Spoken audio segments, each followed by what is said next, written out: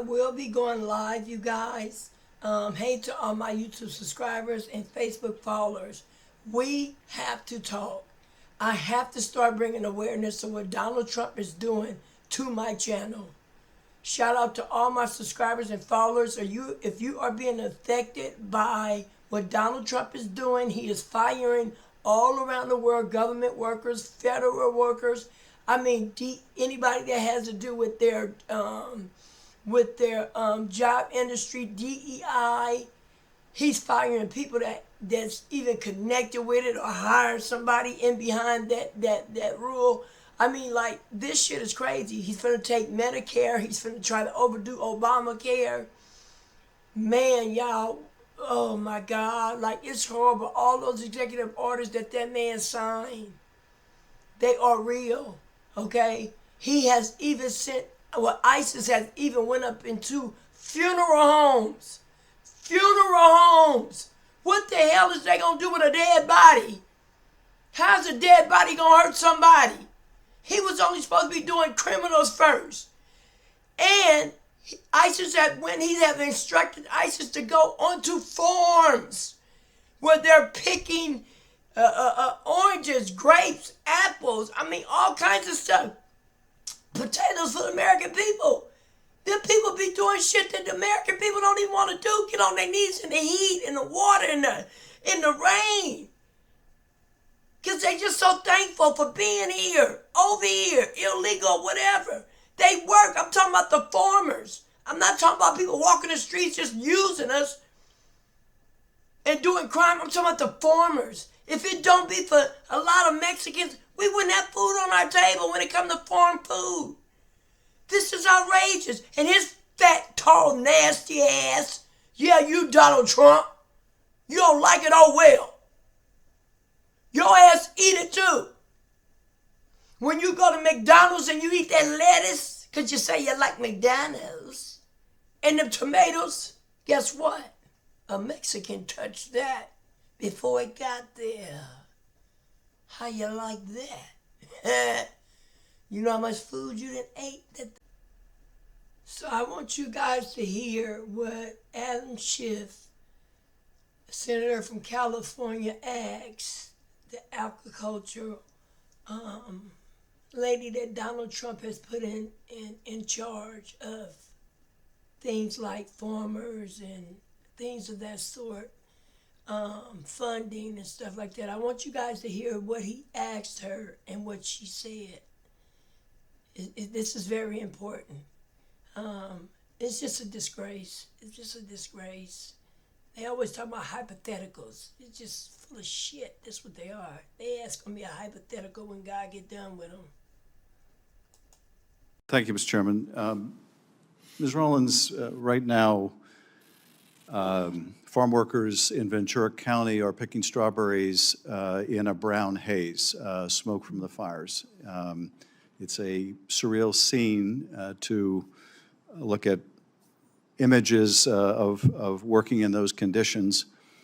These are just some of the difficult conditions that farm workers are often in. They're working in 100-degree heat. They're working in the cold. They're some of the hardest working people I've ever met. And I want to raise the issue of the impact that mass deportations would have on them. First and foremost, on people who are working so hard to put food on our table, and just the, to me, grave injustice of deporting people who are doing such vital work to feed us. There's also the impact on their families. Many of them have children who are U.S. citizens and will be U.S. citizens. And so it would have the effect of splitting up their families. And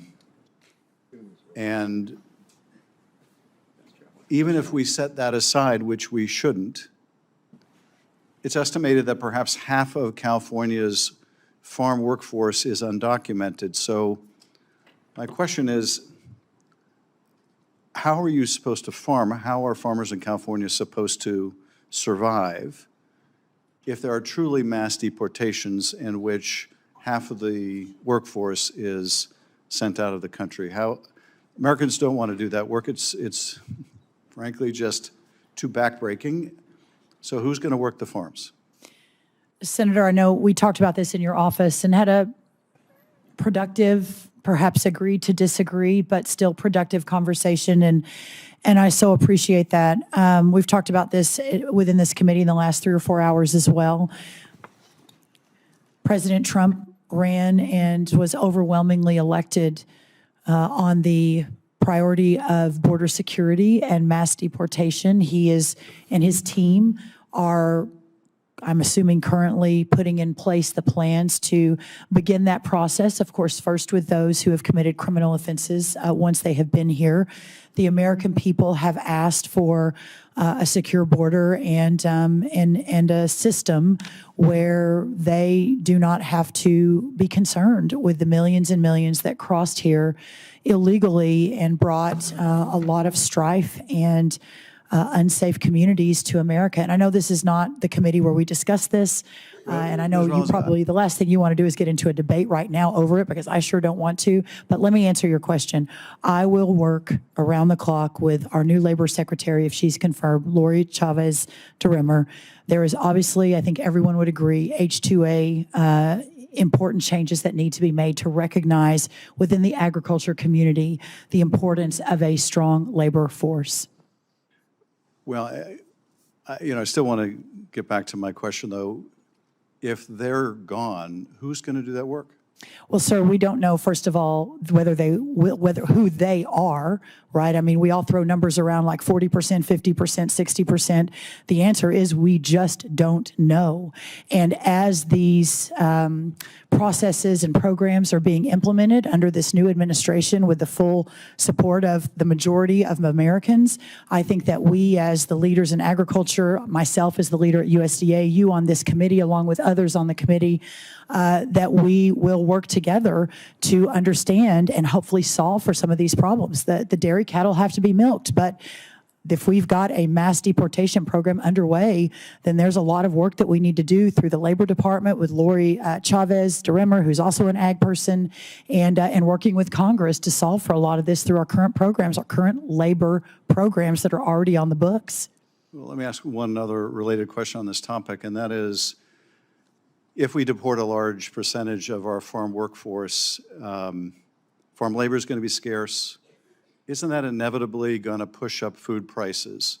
And if so, isn't that in sharp contrast with what the president said he wanted to do to bring down egg prices and food prices and everything else? I think, well, first of all, we're speaking in hypotheticals, but certainly these are hypotheticals we do need to be thinking through, and I think it's a very fair point. The president has made food inflation and the cost of food one of his top priorities. I have worked alongside him. I have been part of his team for many years now.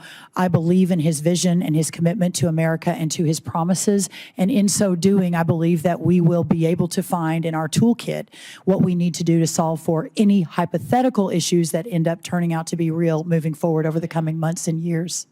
Well, thank you, Mr. Chairman. I would just say that I hope they're hypothetical. I do too. I fear they may be all too real. And he also said there are going to be black jobs and white jobs. What the fuck? Lord have mercy. We got to pray.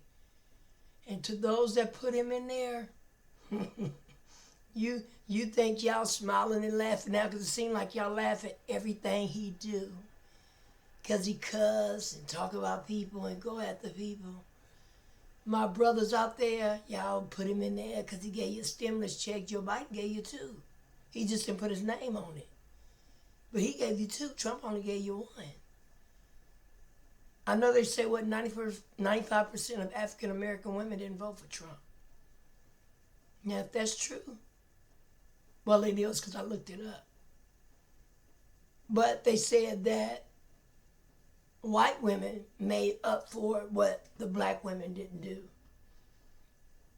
Because Kamala Harris got, I think it was 53% of suburban women. I'll go look at it, and if I'm not correct, I will correct it when I come on live. But I gotta start doing videos on this. I have to bring awareness to my people that's on here, and those that's on here for the right and not the wrong. I have to bring awareness. I respect everybody's political views. I'm not for the violence. I'm not for the bullshit. And I'm not afraid to speak out on what I feel. I have that right. So if you don't like it, there's other channels going over there with Donald Trump. Call him and ask me to come on up there with him. Those that voted for him thinking he's going to make their lives better, a hell of a lot better, why don't you tell them to build y'all some apartment buildings or some houses like Jimmy Carter did? He can do it. He got enough money. He got 3 GoFundMe accounts. Two of them is for him. The other one's supposed to be for hurricane survivors. I mean, I've never seen a president that literally enriches himself off of being ex-president and now president.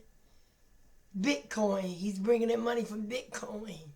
He's selling Nike shoes, tennis shoes, and watches. And he had the nerves to play with God and put his face on the Bible and selling it. Let us pray. Your soul, baby, it's just when you go down, when they put you 9 feet under, they're going to have to put you 9, Trump, not 6, so nobody don't get a hold of your ass in the ground. When you stand before God, you got a lot of shit to answer for. We all do, but you the president. Your actions matter. Your actions have consequences. The things that you do don't just affect one person. It affects millions. And so help me God. And those that follow behind him up in that office, he don't have not one black cabinet member. Not one. Not a one. Listen to me now. He don't have no one. And people say, well, you know, as long as he get the job done, it shouldn't matter what color they are. Yes, it should. Yes, it should. Because at least if you have a diverse cabinet, you know, and he's him and he's going to get the job done, at least we know that there's someone in there. If they can't speak all the way for us, they can speak some. But when ain't nobody up in there, because trust me, leave the Republican Party. I don't care what nobody say. I don't care what nobody say. This is my opinion. And I have that right. This is my channel. They are not for black people. As long as I've been following politics, and I just started when he was in, right before COVID, I think it was. That's when I started following politics. I have not yet seen a Republican Party up in the House or Senate put up a bill that would help Americans overall and blacks.